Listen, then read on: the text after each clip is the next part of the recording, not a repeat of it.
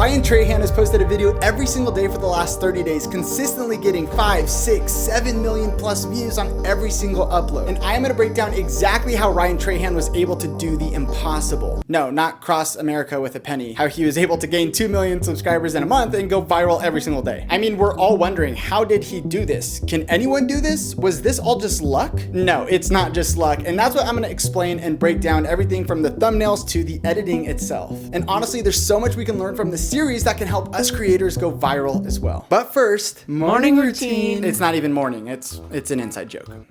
Okay.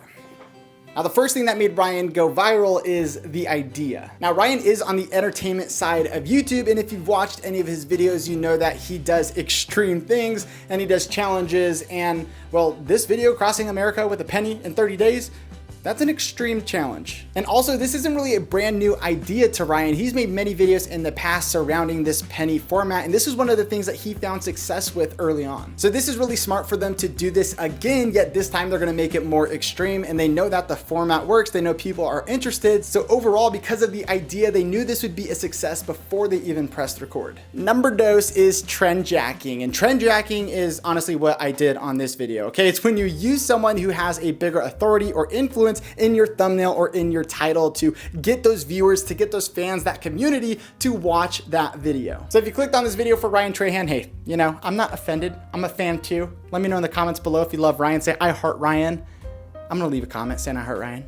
Moving on. Okay, back to trendjacking. This is what Ryan did for this series. On episode 1, day 1, he used Mr. Beast in the thumbnail of this video, and this got him the most views out of all the videos from this series. What do you guys think about Mr. Beast? Who? And that's because people who love Mr. Beast want to click on that video and watch it and see what's going on. Who? And this is so smart because it makes Mr. Beast kind of like a character throughout the whole series. Even though he's really in just day 1 and day 30, people are still thinking about him, we're talking about him, and he's really involved in this entire series. The third reason he was able to go viral every single day is because he made this a series. Over these 30 days of uploads, he has one goal, and this really makes people want to come back every single day to see the progress. And so once you start watching day 1, it gets really easy to want to go back and see what happens on day 2, day 3, and this continual storyline really makes viewers want to come back every single day to keep up and follow his journey. Number 4, community involvement. The fact that the viewers, the people watching, could actually donate and reset him in real time was really, really cool, and it made it really engaging for the people watching, and it felt like you could actually interact with Ryan. This really, I think, brought the community together and made it really fun and interactive with the people watching and with Ryan. Number 5, thumbnails. The thumbnails on the series were great, and in an interview with Colin and Samir, Ryan talked about how they made thumbnails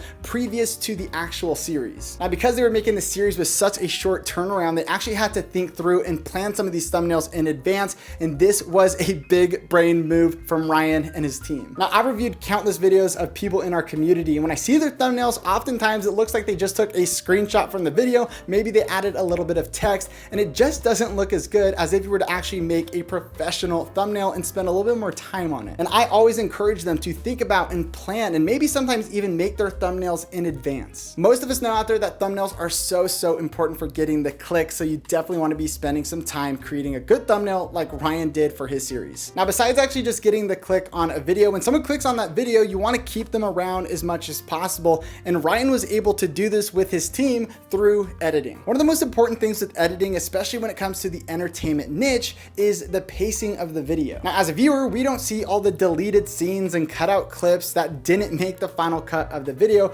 but you got to think, these guys were at least filming for 12 to 16 hours every single day, and the videos were coming in at like 12, 13, 14 plus minutes, and so there's a lot of stuff that they cut out that didn't make it into the final video, and this helps keep the pacing fresh so that we aren't getting bored as a viewer watching the video. Everything is the best of the best, and it is super entertaining. Now, one of the editing tricks I noticed that they utilized a lot was the voiceover. I am now in my hammock. As you can see by the wet hair, I went to Castle Hill Fitness, walked in, decompressed my back a bit. I took a shower, used mouthwash because they have mouthwash, and now we're here. Now, they utilize these voiceovers a lot within this series, and I think this was super smart. Back to mowing. We are getting rejected over and over and over and over and over.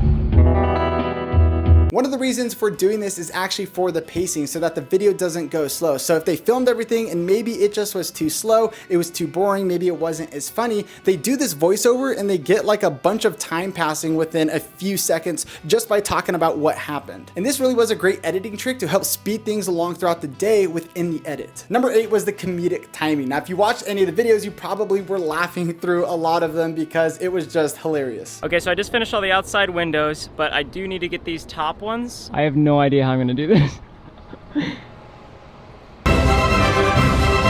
One of the ways they were able to accomplish this was with the editing. Now, there was a lot of stuff in the editing that was absolutely hilarious. One of my favorite things, one of the things that I noticed is the way that they used their music. Now, for one, they would usually use music that would enhance the emotion of the scene. Wow, guys, 30 days. Over 3,000 miles. But then other times they would just use music that was very comedic, and it's kind of like this cheesy music, and it just really made it super funny. Best part of my day right here.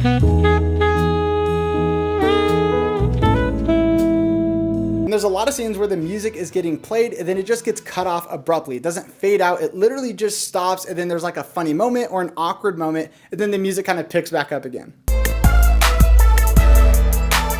It's closed.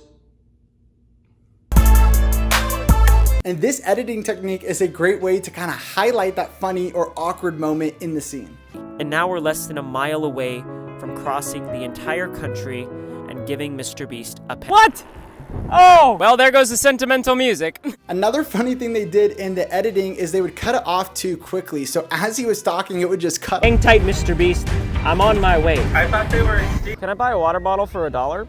Now, on the reverse side of things, sometimes they would actually leave the editing to be a little bit longer than normal if it was just kind of awkward or just an awkward silence, you know, just. The City of Angels, baby. Sorry. It's kind of a lame clip. They also really utilize sound effects to add to the comedic tone of the videos. This is a real sound effect. I don't know if you guys realize that. It's real. Listen. Yes. The 9th reason Ryan was able to go viral for 30 days straight is because of his personality. That's a dub. That was weird to say. Sorry. I don't say that. I don't know why I said that. Yes, a lot of people probably clicked on the video and started watching because it's this crazy idea. But the reason they kept watching is because they liked and connected with Ryan. He's just this awkward, kind of funny, and really humble, down-to-earth guy. Arena. Such an awkward clip. That's so funny. Even watching his interactions with people as he is vlogging, it just feels like something that we would do if we were in his shoes. We would be awkward because we're filming and people are looking at us, and the way he interacts with the people walking by is just funny. Howdy. Hey, no sweat, man. Looking good. He's just a likable, lovable guy. You want to hug him or something. They gave me a free ice cream for my birthday. Do not look it up. It is absolutely my birthday. I wonder how many days in a row you could come in and say it's your birthday. That's bad. That's bad. Now, the 10th reason is because of his authenticity or relatability. Let's start these deliveries.